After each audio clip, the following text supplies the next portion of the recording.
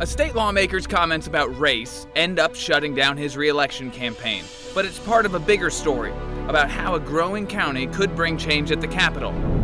Michael Bloomberg puts down big money in Texas in his bid to challenge Donald Trump, but could all that cash bring a backlash? The notion that someone shouldn't enter a race simply because they're wealthy, I think really cuts the conversation needlessly short. We'll look closer at whether the big investment will bring in voters or push them away.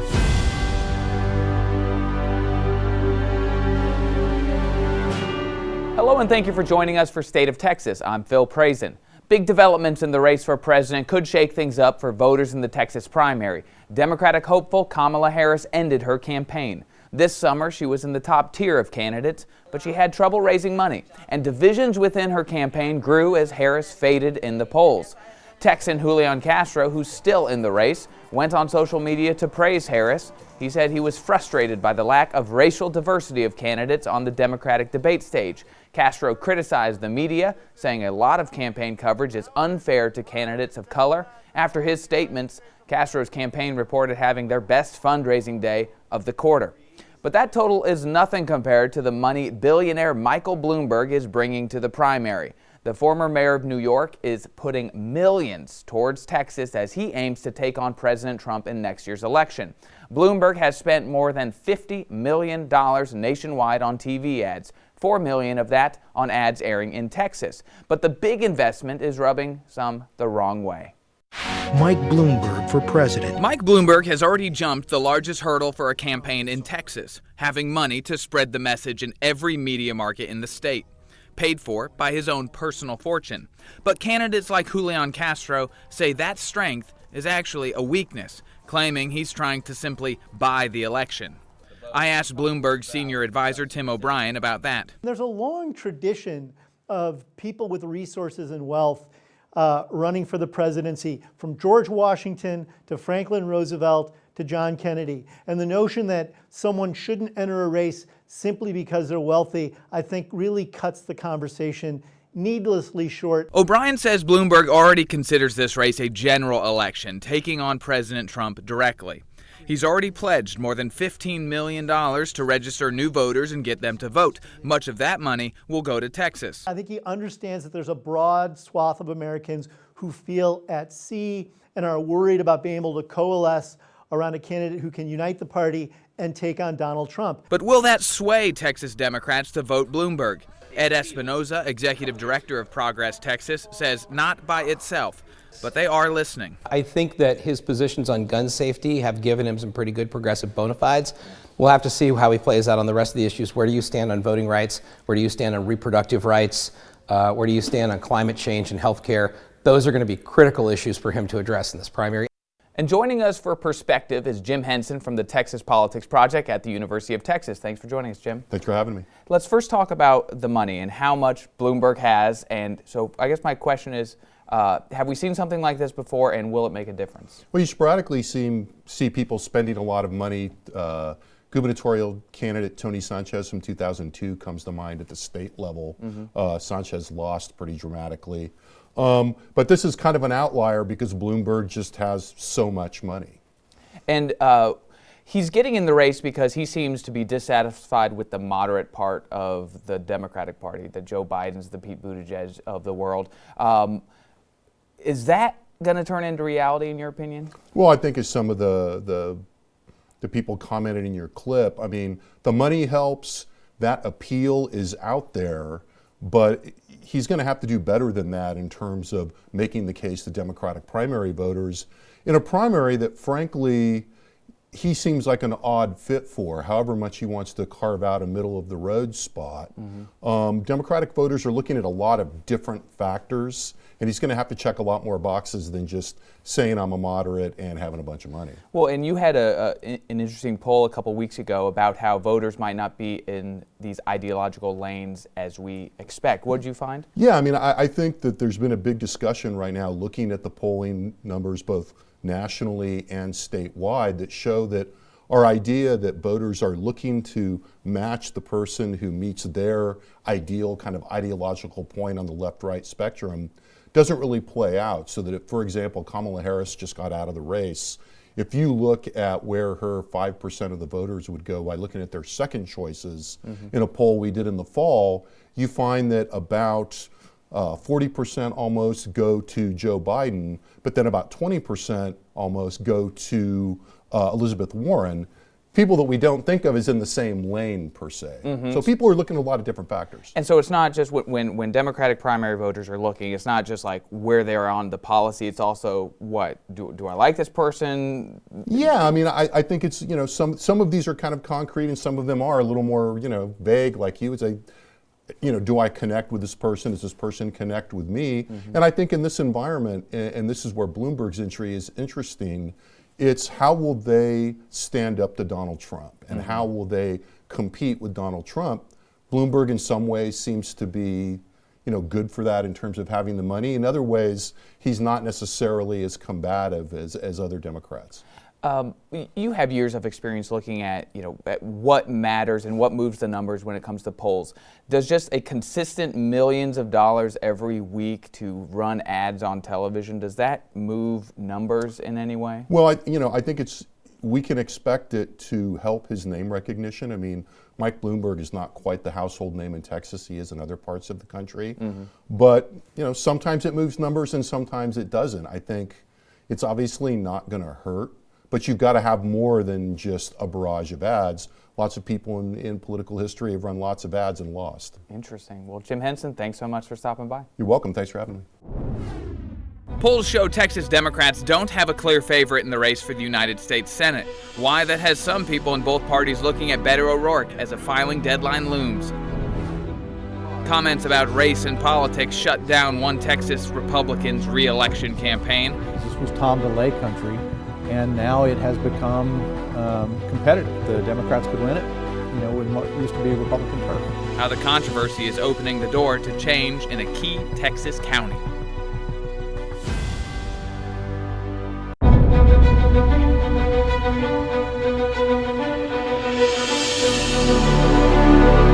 Backlash over comments about race and politics force a Texas House Republican to end his re-election campaign.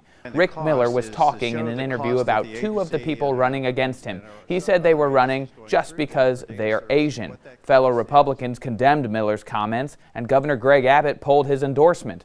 Miller apologized, saying he used a poor choice of words that did not reflect his character. The Sugar Land Republican said he would not seek re-election because he did not want to be a distraction to the party. Miller represents District 26 in the Texas House, which includes most of Fort Bend County near Houston. 20% of the people who live there are Asian. It's been a Republican stronghold, but the population is changing, and Democrats hope to gain ground. And for perspective, I'm here with Ross Ramsey from the Texas Tribune. Thanks so much for joining us. Thanks for having me. So we're talking about Fort Bend County. Right. It's a changing county, but why should the rest of the state of Texas care about Fort Bend County and who wins or loses there? Well, it's changing really rapidly in two ways. Demographically, it has become one of the most diverse counties in the United States. They have 178 different languages spoken in the Fort Bend ISD, people from all over the world. And politically, this used to be one of the reliably red counties. This was Tom DeLay country, and now it has become competitive. The Democrats could win it, in what used to be Republican turf. Was this one of the counties that Beto O'Rourke beat Ted Cruz in? It was. It was narrow, but he won. So what is this scandal a symptom of? I mean, you see this, and it seems like there is a smaller tolerance for racially sensitive language within the Republican Party. I think, this is one of those things where, you're seeing Republicans becoming sensitive to a changing electorate. They have to reflect their voters. Whatever else you can say about politicians, they're responsive. And, if they see their voters moving, they move with them. The voters have moved. The Republican electorate has changed in Fort Bend County, and the people that those people elect have changed with them. Or are trying to. On a larger discussion on that, I mean, of course the Democrats will say that the Republican Party is just really a party of white men. I mean, that's kind of what they're going for when they campaign on these issues. I mean, is there a reaction to try and fight against that reputation within the Republican Party, and is this one of those? I think both of the parties, particularly the Republicans right now, both of the parties want to reflect the electorate. And, if you're in a place like Fort Bend County and you're a Republican, to reflect the electorate, you have to, look like the voters or appeal to the voters, no matter what the voters' background and demographics are. And Rick Miller found that out the hard way. Ross Ramsey, thanks so much. Thanks.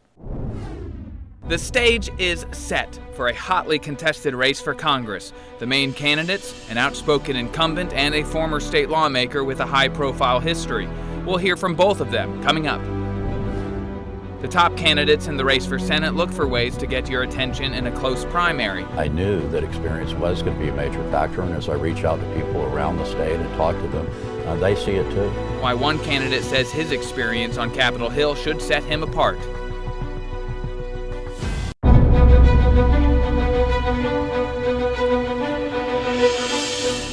He says he's not running, but people from both parties are still talking about Beto O'Rourke getting into the race for Senate. John Cornyn's campaign sent out a series of emails under the headline Beto Watch, telling supporters to send donations to stop O'Rourke from joining the race. Meanwhile, a group called the Democratic Policy Institute made the case for O'Rourke to run.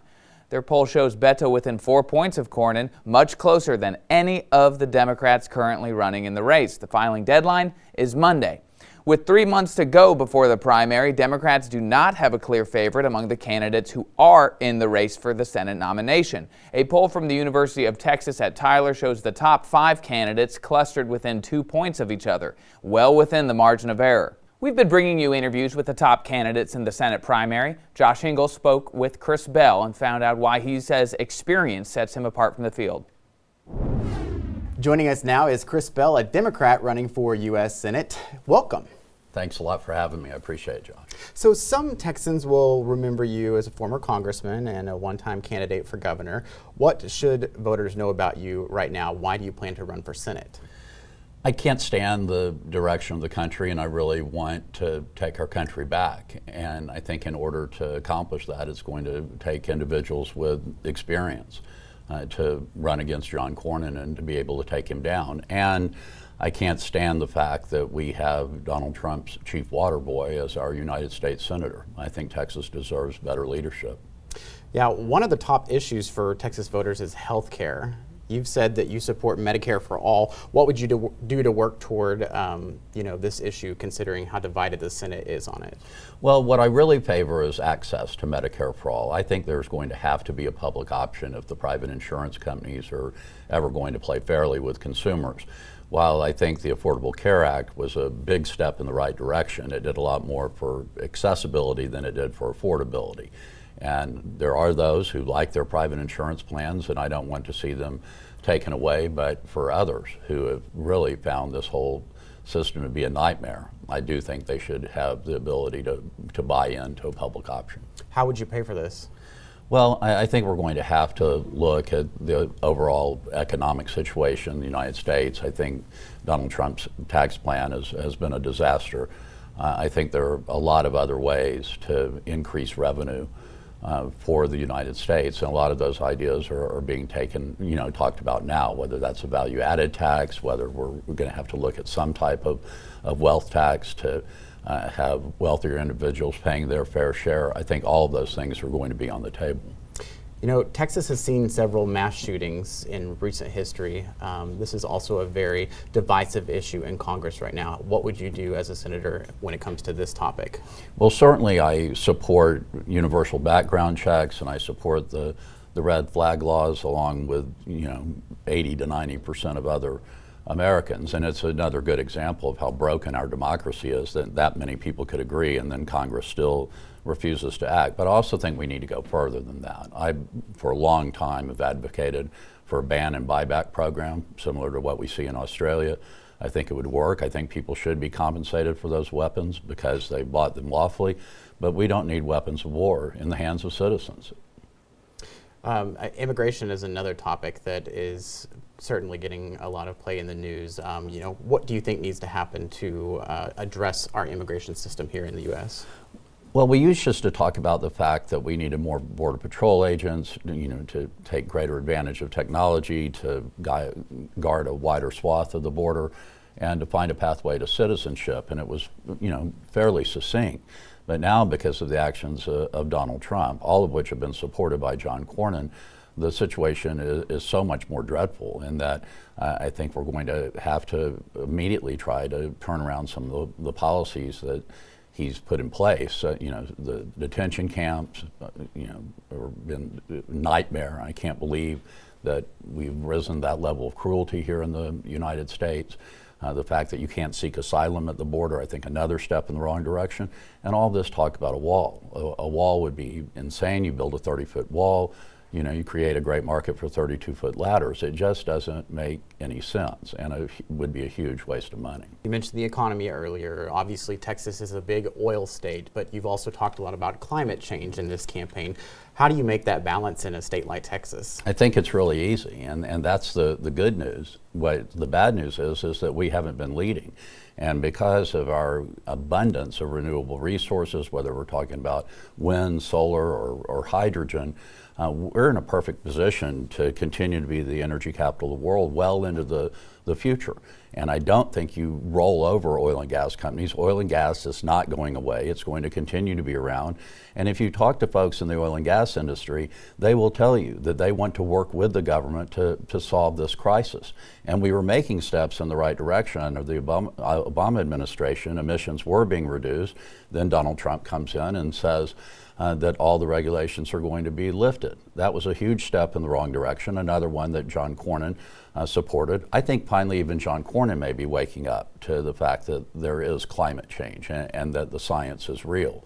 And we can't keep sticking our heads in the sand. Speaking of Cornyn, there are several Democrats that are also running with you to face him next year.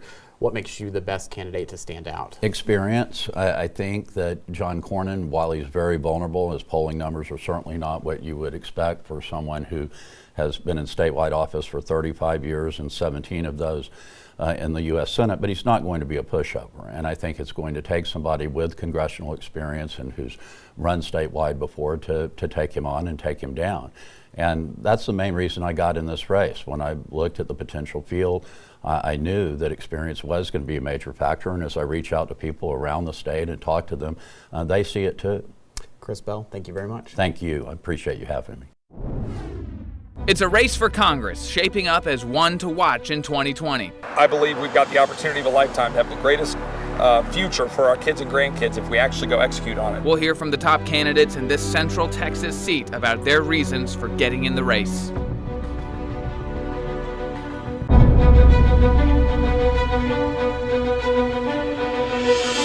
The stage is set for a hotly contested race for Congress here in Texas. First-term Republican Congressman Chip Roy and former Democratic State Senator Wendy Davis both filed to get on the ballot in District 21.